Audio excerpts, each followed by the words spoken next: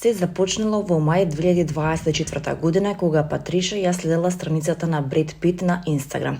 Набрзо добила порака од лице кое се представило како негов менаџер и ја прашало дали сака директно да разговара со актерот, на што се согласила. Почнавме нормално да комуницираме како двајца луѓе кои се запознаваат многу нежно, се присетила таа. Со текот на времето, нивните пораки станале почести, а човекот од другата страна на екранот на крајот ја прогласил својата љубов кон неа. Ми поставува многу прашања за тоа како се чувствувам, како ми се допаѓаат работите, како го гледам животот, а потоа еден ден ми дава до знање дека е влюбен во мене, објаснила Патриша. Измамникот ја замолил да ја чува нивната наводна врска во тајност, испреќајќи и нежни пораки како љубов моја, ти си мое се сега и за секогаш. Патриша признала дека си дозволила да верува во тоа. Ова е вистинска врска што се развива, па затоа се предавам на тоа чувство на љубов, рекла таа. Измамата ескалирала кога почнале да зборуваат за лична средба. Лажниот Бред Пит тврдел дека му требат пари за да се видат. Душо, мојот менеджмент бара $50,000, напиша тој, објаснувајќи дека тоа е стандардна такса за секој што сака да помине време со него. Иако првично одбила, на крајот се убедила дека може да биде легитимно. Помислив, па можеби така го прават тоа. Никогаш порано не сум била во контакт со актер, објаснува таа. Додека вистинскиот Бред Пит се појави на Венецискиот филмски фестивал, Патриша се надеваше дека нејзиниот сон ќе се оствари. Спакува мала торба и чекаше инструкции да му се придружи, но тој никогаш не се јави. Наместо тоа, тој и испрати цвеќе со пораката. Те сакам толку многу душо, идве чекам да го поминам остатокот од мојот живот со тебе. Кога Моника Белучи зборува за љубовта, нејзините зборови звучат смирено и без претерување. Таа секогаш имала способност да ги гледа врските подлабоко од повеќето луѓе. Во интервју за Парис Меч, таа кажа реченица што веднаш ги погоди многу жени.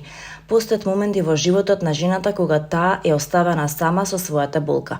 И таа плаче не затоа што е слаба, туку затоа што била силна предолго. Белучи години подоцна објасни што се случило за време на нејзиниот брак со Винсент Касел.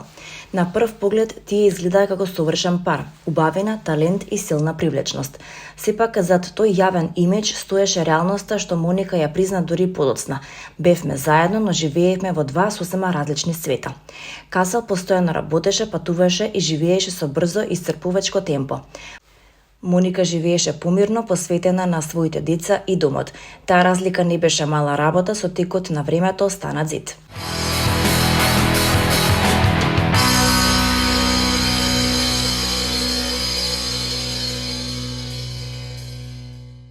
Од 24 до 28 декември просторот пред арената Борис Трајковски ќе се претвори во новогодишна идила Winter Festival, фестивал кој ќе го донесе духот на европските божекни базари во Скопје. Посетителите ќе уживаат во топла празнична атмосфера, богата музичка програма, стрит фуд деликатеси, детски активности и тематски зимски забави.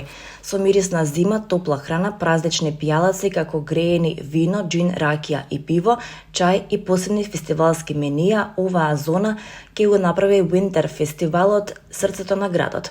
Фестивалот ќе донесе цела плејада популарни диџеи, артисти и бендови кои ќе настапат во периодот од 24 до 28 декември.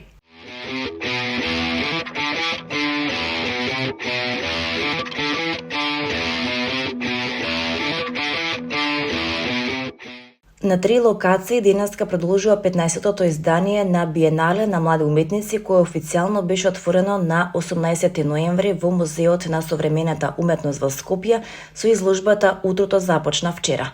Куратори се Нада Прлја и Себастијан Чичоцки.